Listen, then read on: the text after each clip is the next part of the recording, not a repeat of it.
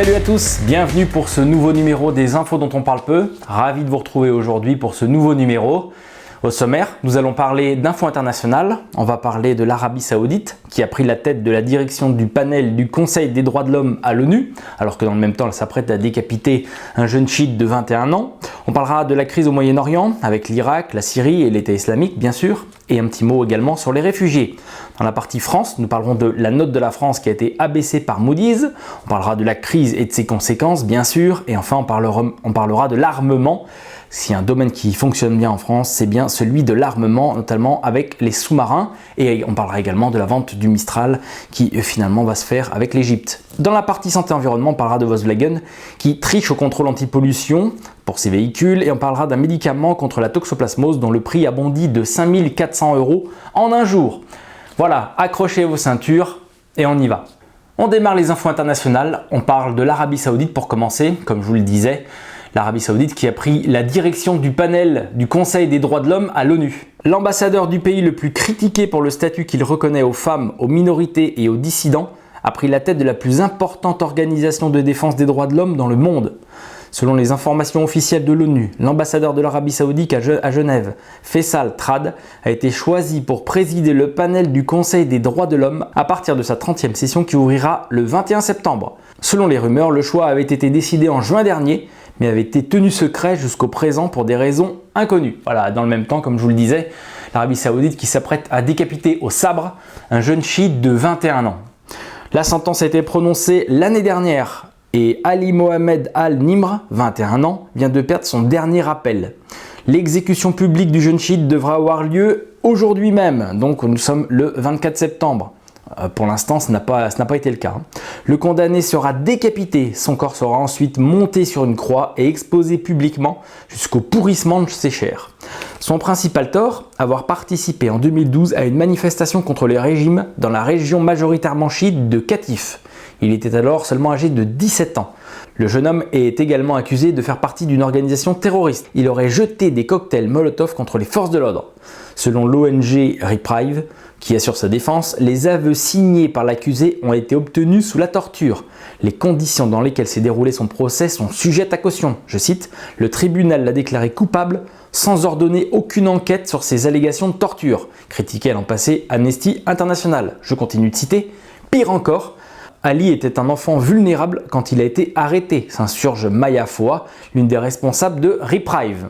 On parle maintenant de l'État islamique qui avance dans le nord de la Syrie et qui s'approche dangereusement du Liban. Le renforcement de la présence russe en Syrie intervient à un moment où le groupe de l'État islamique avance dans le nord d'Alep face aux rebelles islamistes soutenus par la Turquie et les pays arabes du Golfe, mais aussi se rapproche du Liban.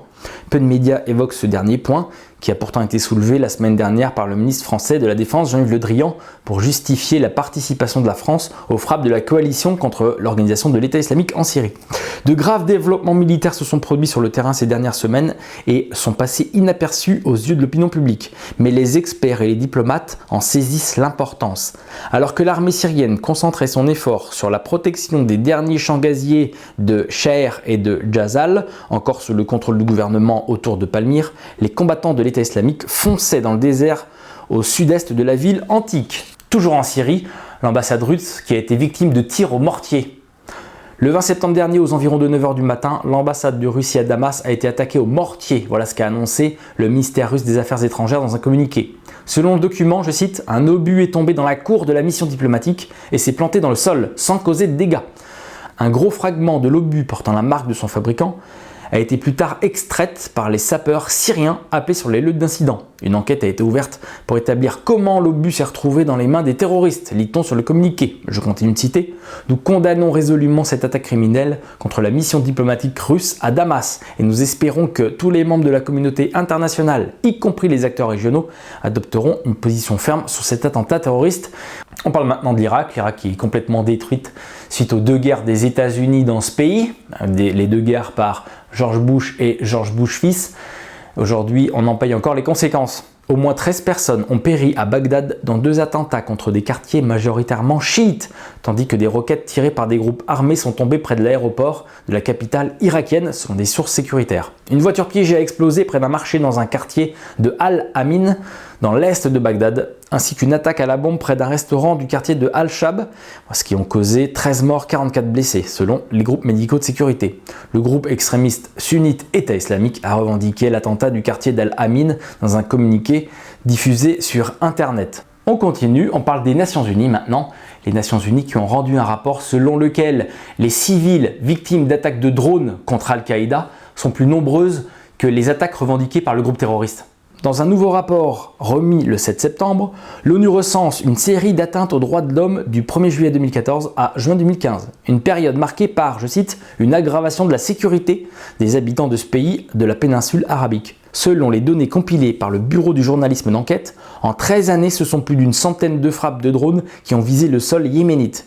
Une série d'attaques responsables, selon le Bureau, d'une fourchette de 485 à 714 morts, dont 65 à 97 civils. Si bien que le Yémen est devenu le premier théâtre de ces véhicules aériens télépilotés, juste derrière le Pakistan.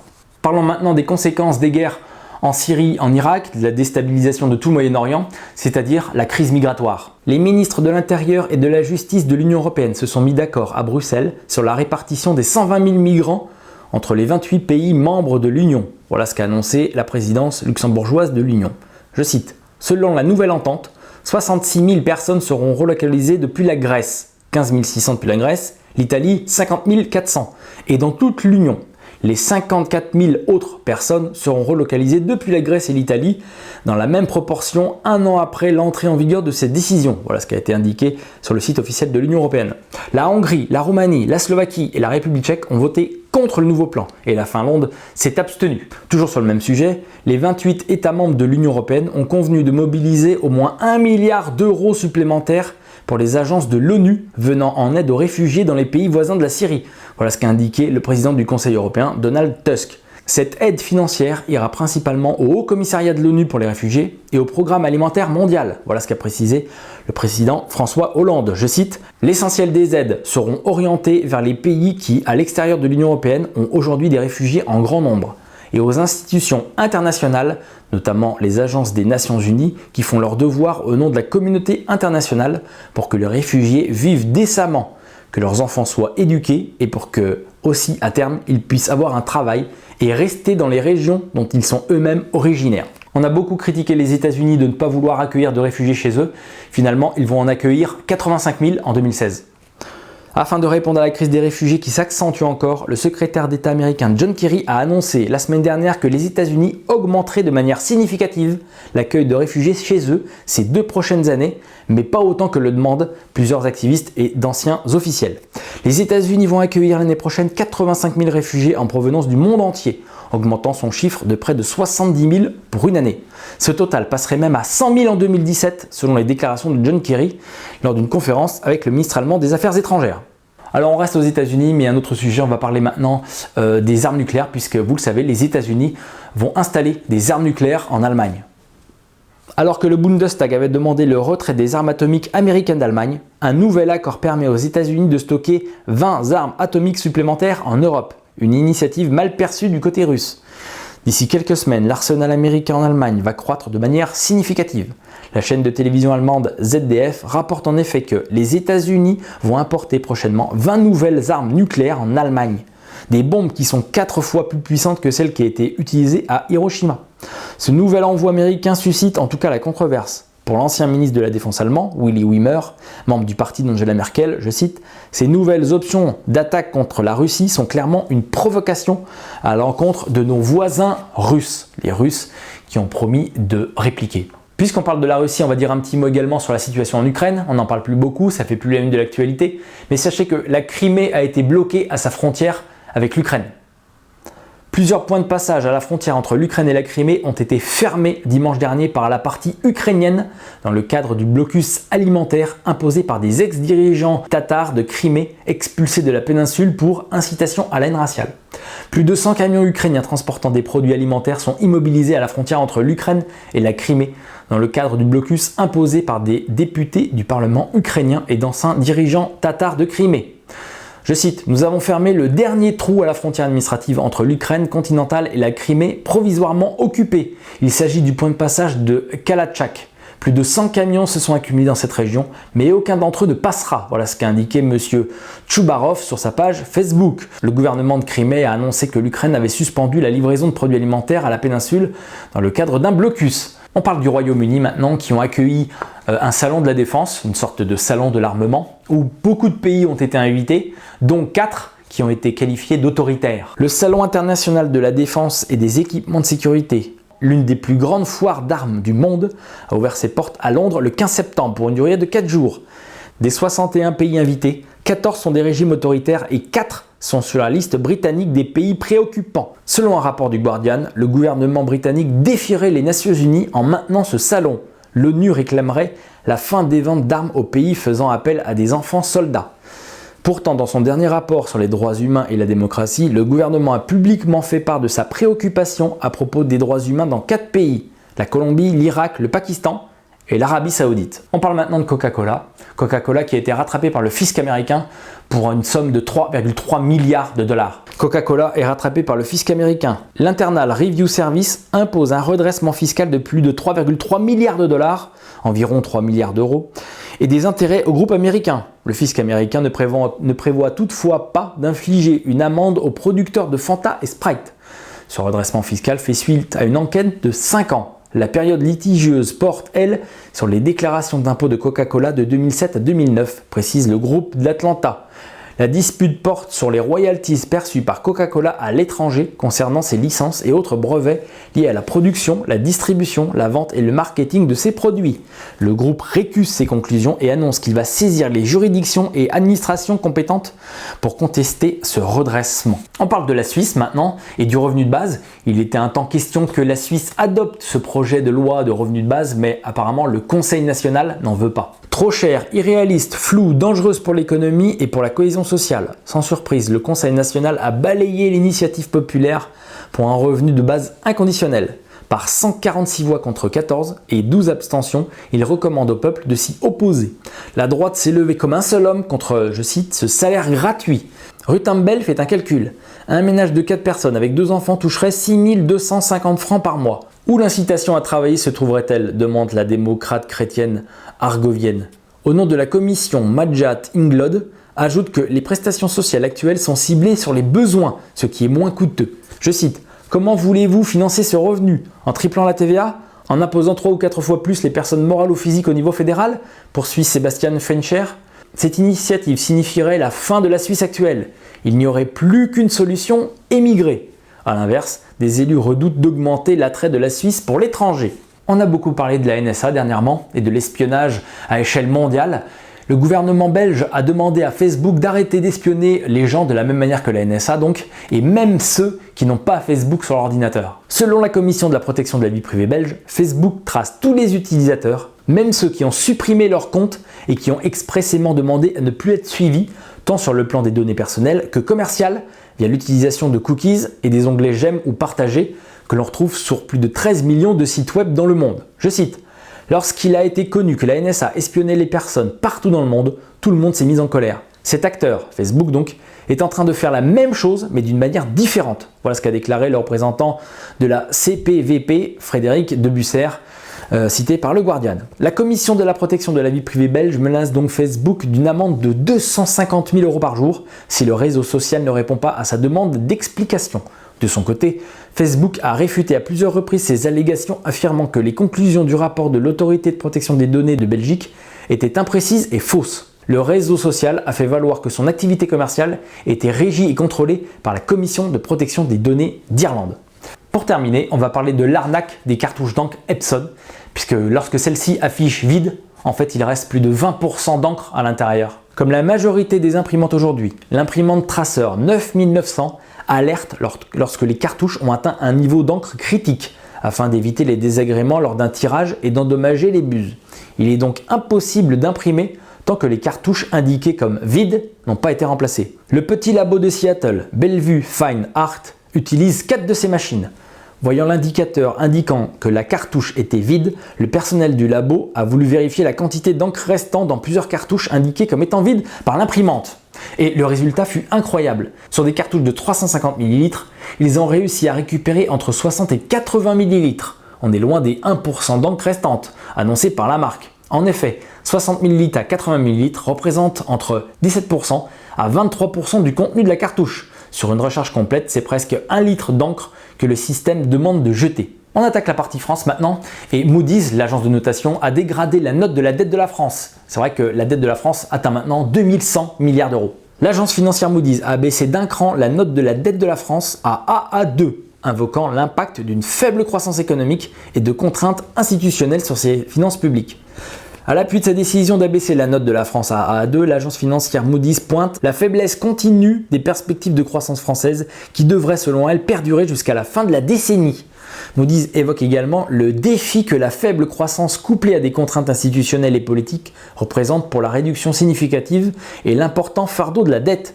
L'activité économique française a stagné au deuxième trimestre après une croissance de 0,7% du PIB pendant les 3 premiers mois de l'année. En dépit de cette contre-performance, le gouvernement français table toujours sur une croissance économique de 1% sur l'ensemble de l'année et 1,5% pour 2016. Parallèlement, la dette publique de la France se montait à la fin du premier trimestre à 2089,4 milliards d'euros, soit 97,5% de son PIB.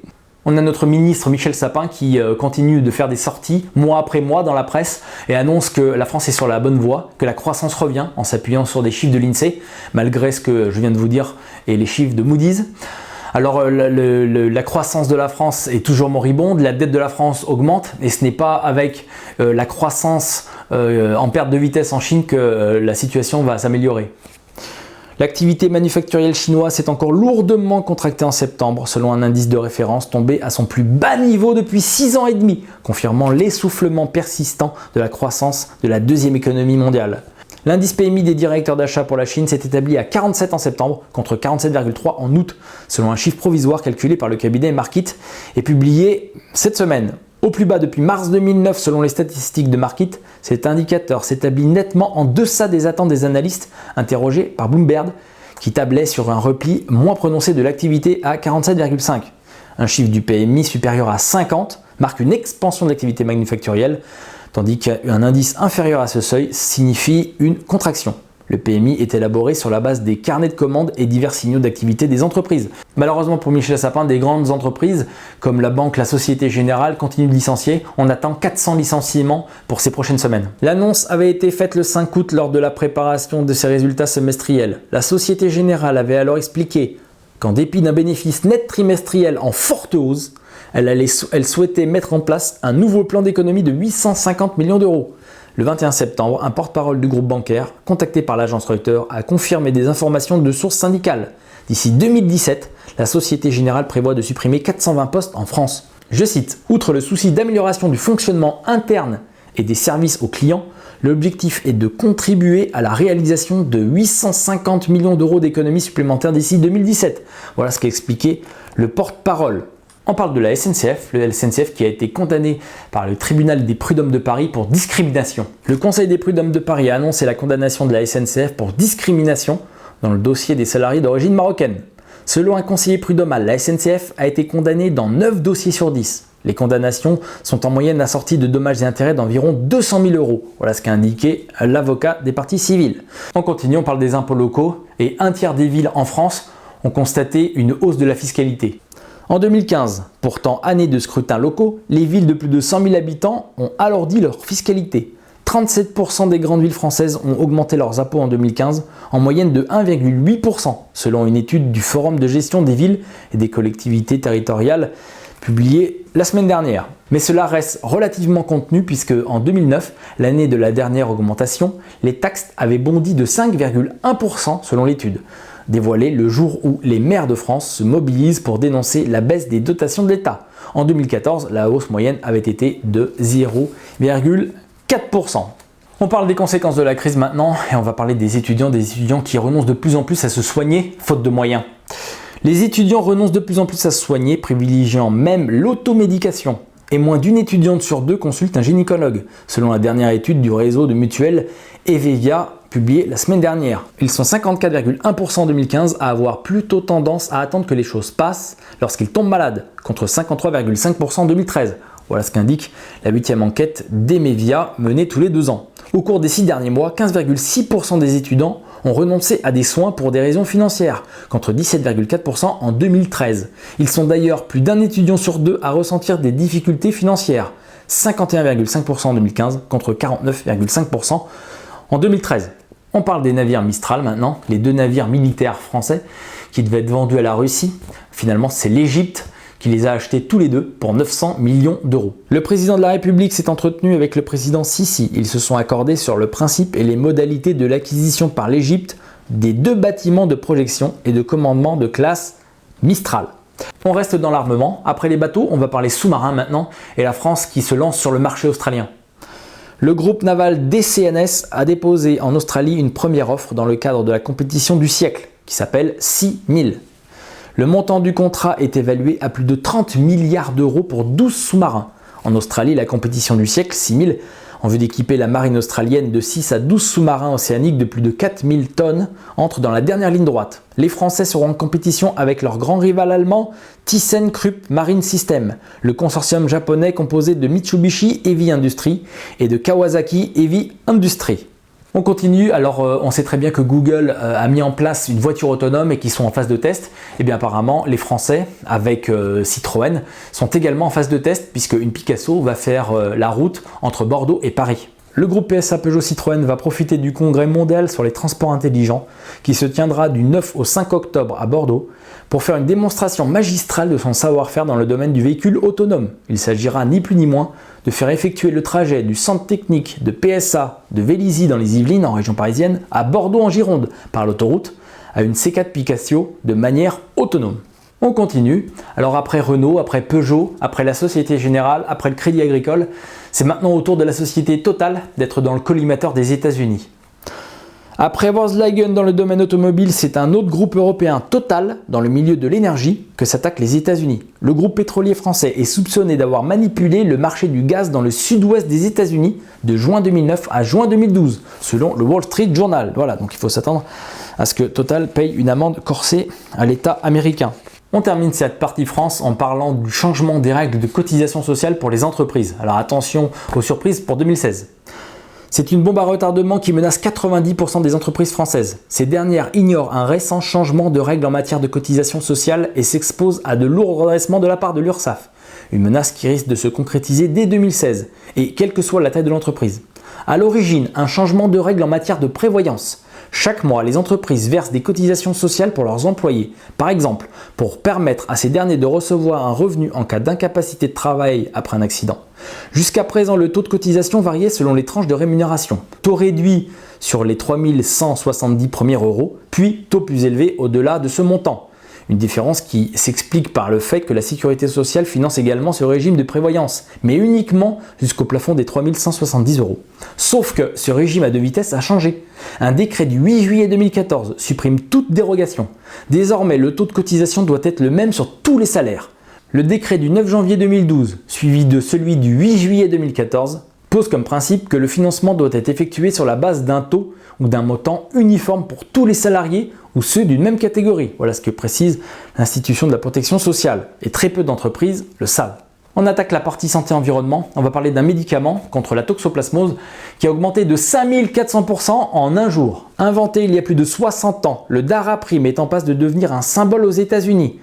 Indiqué dans le traitement de la toxoplasmose, une maladie infectieuse due à un parasite, ce médicament a vu son prix bondir de 13,5 à 750 $ du jour au lendemain.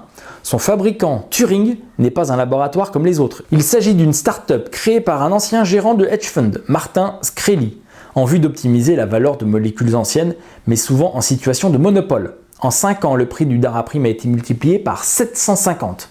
Interviewé par le New York Times, Martin Shkreli explique que cette hausse spectaculaire est justifiée par le petit nombre de patients soignés par le Daraprim et la nécessité de réunir des fonds pour financer les recherches de nouveaux traitements avec moins d'effets secondaires. En attendant, il devra empocher grâce à cette vieille molécule des dizaines, voire des centaines de millions de dollars.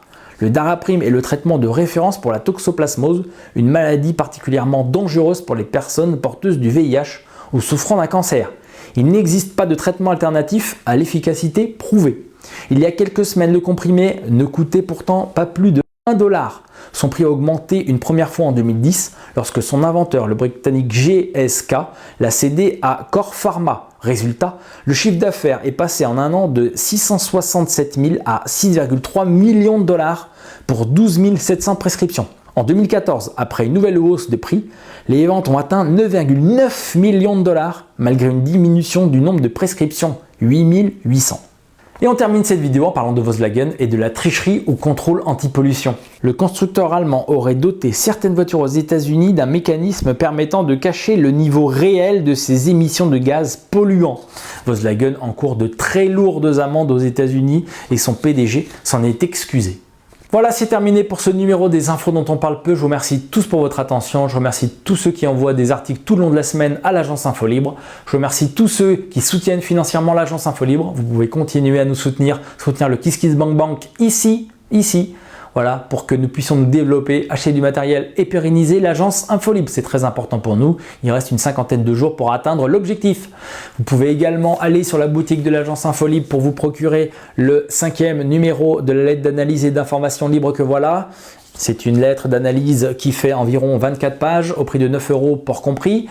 La lettre d'octobre est en cours de réalisation et croyez-moi, on va envoyer du pâté. Voilà, je vous remercie tous pour votre attention. Donc rendez-vous la semaine prochaine pour une nouvelle vidéo des infos dont on parle peu. N'oubliez pas d'aller visiter le site de l'agence Infolibre. N'oubliez pas de vérifier tous les liens que je viens de vous mettre. Ne me faites surtout pas confiance. Allez voir par vous-même. Passez directement sur le site de l'agence Infolibre car Facebook nous bloque une partie de nos posts. N'oubliez pas. Voilà, rendez-vous la semaine prochaine. Ciao à tous. Le connard là, du DHL. J'espère que c'est pas pour lui que vous faites le travail.